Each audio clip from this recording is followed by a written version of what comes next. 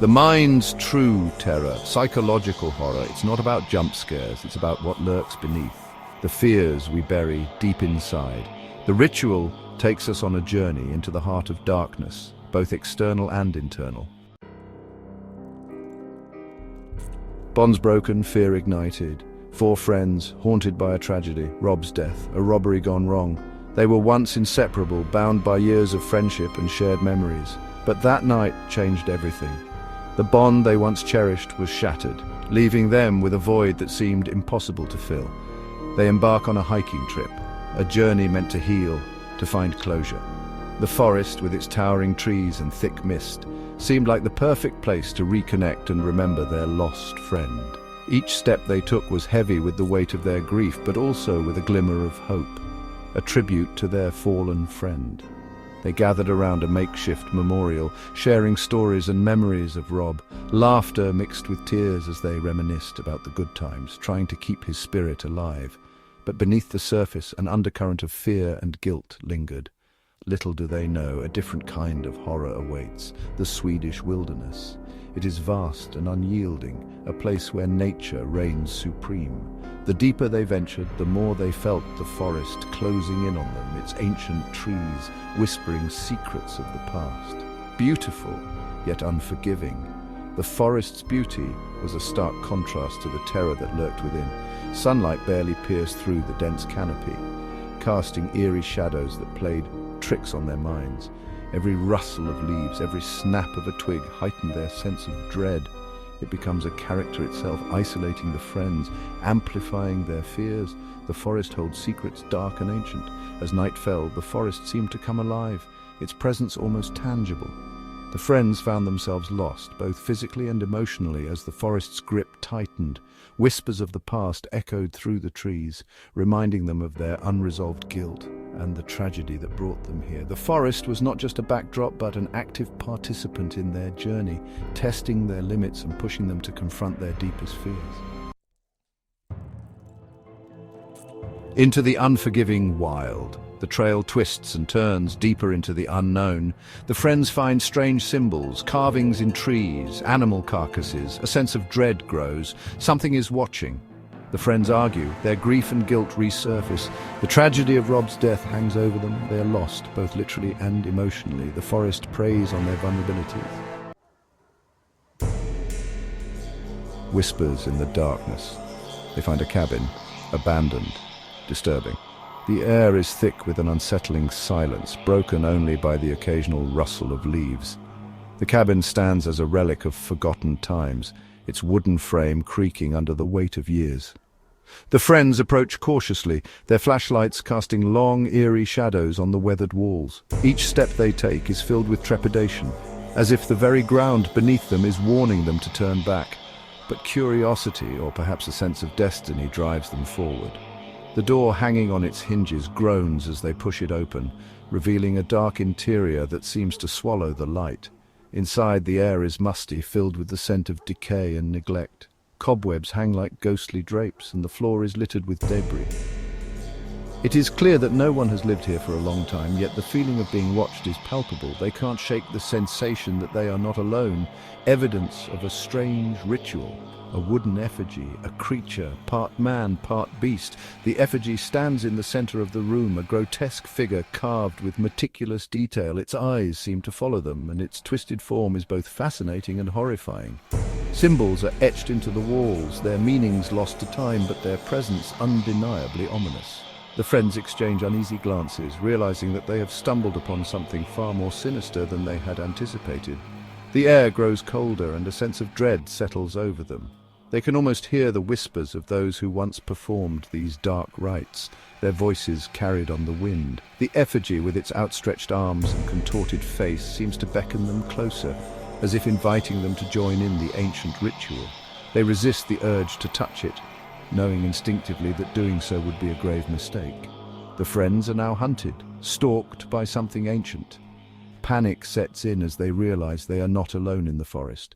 Shadows move in the periphery of their vision, and the sound of footsteps echoes through the trees. They run, their breaths coming in ragged gasps, but the forest seems to close in around them. Every path they take leads them deeper into the darkness, and the sense of being pursued grows stronger.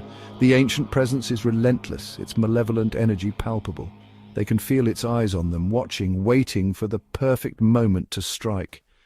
Fear grips their hearts, and they know that they must keep moving if they are to survive. But the forest is a labyrinth, and their chances of escape grow slimmer with each passing moment. Luke, haunted by survivor's guilt, sees visions of Rob. The memories of that fateful night replay in his mind, a constant torment that he cannot escape. Rob's face appears before him, a ghostly apparition that seems to blame him for what happened.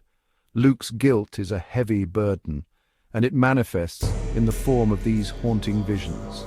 He sees Rob in the shadows, hears his voice in the wind, and feels his presence all around him. The forest becomes a living nightmare, a place where the past and present collide in a terrifying dance. Luke's friends try to comfort him, but their words are hollow, unable to penetrate the depths of his despair. He's trapped in a cycle of guilt and grief, and the forest seems to feed on his anguish. The lines between reality and nightmare blur. The creature is real. Luke's visions become more vivid, more terrifying as the night wears on. He can no longer distinguish between what is real and what is a product of his tortured mind. The creature, with its grotesque form and malevolent presence, seems to step out of his nightmares and into the real world. It stalks them through the forest, its eyes glowing with an otherworldly light. The friends are on the brink of madness, their fear driving them to the edge of sanity. They can feel the creature's breath on their necks, hear its growls in the darkness. It is a relentless predator, and they are its prey. The forest becomes a twisted maze, a place where reality and nightmare intertwine in a horrifying dance. But it also embodies Luke's inner demons. The creature is not just a physical threat.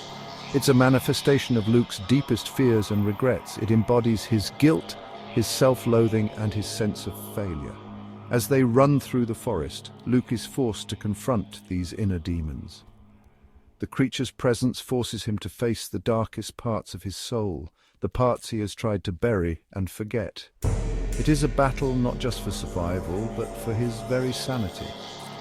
The forest becomes a battleground, a place where Luke must fight not only the external threat, but also the internal one. His friends try to help him, but they too are struggling with their own fears and doubts. The creature feeds on their collective despair, growing stronger with each passing moment. His fear, his guilt, they are the true enemies. The creature is merely a catalyst, a physical representation of the darkness that resides within Luke. As the night wears on, he realizes that the only way to defeat the creature is to confront his own fears and guilt head-on. It is a daunting task, but one that he must undertake if he is to survive. The forest, with its ancient presence and malevolent energy, becomes a crucible in which Luke's soul is tested. He must find the strength to face his inner demons, to accept his past and move forward. Only then can he hope to escape the forest and the creature that hunts them. It is a journey of self-discovery, a battle for redemption, and a test of his very humanity. The whispers in the darkness are not just the voices of the past, but the echoes of his own soul, calling him to face the truth and find the light within the darkness. Facing the primal fear, the friends are picked off, one by one. The creature is relentless. The climax is a confrontation. Luke versus the creature, but it's also Luke facing his own demons. Luke must choose, succumb to fear, or confront his past, the death of his friend, his own survival. The creature demands submission. Luke must find his strength. Scars that never fade. The title itself evokes a sense of lingering pain and unresolved emotions. It hints at the deep psychological wounds that the characters in the film carry with them, wounds that time alone cannot heal. The Ritual is more than just a horror film. It's a journey into the darkest corners of the human psyche. The story follows a group of friends who venture into a remote forest to honor a fallen friend, but what they encounter is far more sinister than they could have ever imagined. It's about the lasting impact of trauma. Each character is haunted by their own personal demons, and the forest becomes a physical manifestation of their inner turmoil. The dense trees and impenetrable darkness symbolize the barriers they face in confronting their fears, how guilt and fear can manifest in terrifying ways. The forest is not just a setting, but a character in itself, embodying the dread and anxiety that the friends feel. Their journey through the forest is a metaphor for their struggle to overcome their past traumas. The creature is a symbol of our deepest fear. It represents the unknown and the uncontrollable aspects of our psyche. The ending is ambiguous, leaving viewers to ponder the true nature of the creature and what it represents. Did Luke conquer his demons, or did he merely survive? The film leaves this question open, allowing viewers to interpret Luke's journey in their own way. His final confrontation with the creature is both a literal and metaphorical battle. Or is he forever changed? The scars he bears are not just physical, but emotional and psychological.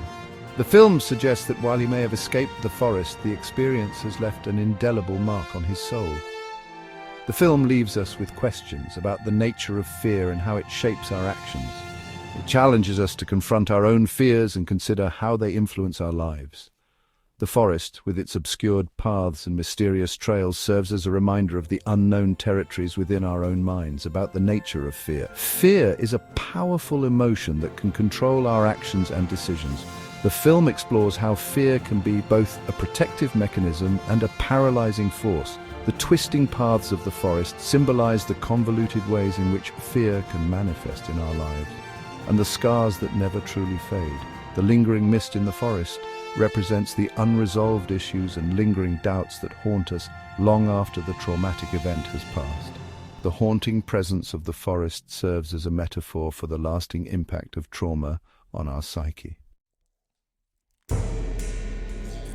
The ritual's lingering grip. The ritual stays with you. It's a film that gets under your skin. It forces us to confront our own darkness, our own fears. What would we do? How would we react? What did you think of the ritual? Share your thoughts. Let's discuss the film's deeper meaning and the power of psychological horror.